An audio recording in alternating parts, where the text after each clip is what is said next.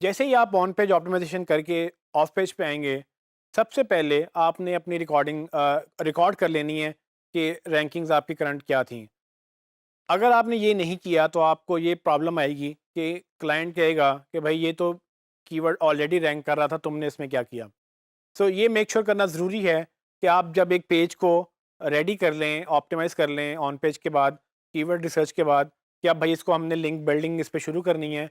इस पे हमने कीवर्ड प्रॉपर कर ली है, इसका यूआरएल ठीक कर लिया है, इसके ऊपर हमने मेटा टैग्स लिख लिए हैं, सारी ऑप्टिमाइज़ेशन कर ली है। अब इसकी लिंक बिल्डिंग करनी है। उस कीवर्ड के ऊपर उस पेज की रैंकिंग्स क्या हैं, ये पहले आप मेजर करके रिकॉर्ड कर लें। मैंने आपको पहले भी ये चीज़ अर्ज़ की थी कि अगर आप रिकॉर्डिंग नहीं करेंगे अपने प्रोसेसेस की, अपने एक्शंस की, मसला ये होगा कि आपको भी नहीं पता चलेगा आपने क्या किया है, और अगर आपका क्लाइंट है तो आप उसको भी प्रेजेंट नहीं कर सकेंगे कि आप क्या कर रहे हैं। एसईओ में रोज़ाना चेंजेस नहीं होती हैं। मतलब रोज़ाना रिजल्ट्स नहीं प्रोड्यूस होते हैं। आपने जो आज किया है हो सकता है 2 हफ्तों बाद, 2 महीनों बाद जाके उसका रिजल्ट नज़र आए। तो अगर क्लाइंट से आपने पैसे लेने हैं हर महीने बाद, तो उसको महीने बाद कुछ तो दिखाना है कि भाई हमने किया क्या है।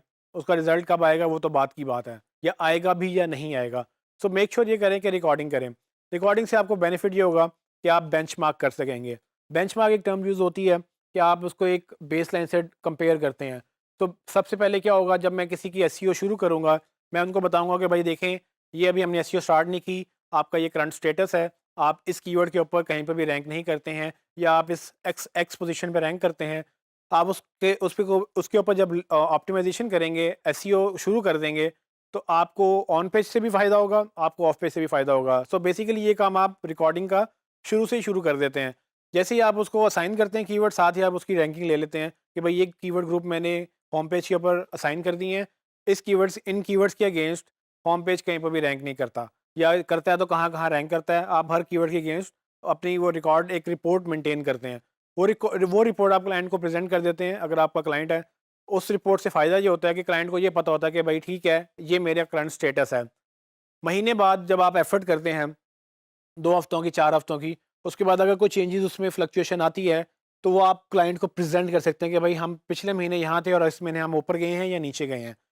ये एक अलग बात है कि आपकी रैंकिंग इंप्रूव हो रही है या डिक्रीज़ हो रही है, लेकिन रैंकिंग्स कुछ ना कुछ चेंज होंगी, या अगर नहीं भी हुई, तो भी आप दिखा सकेंगे कि पहले भी हम वहीं थे, अभी भी हम वहीं हैं, शायद इसमें टाइम और लगेगा।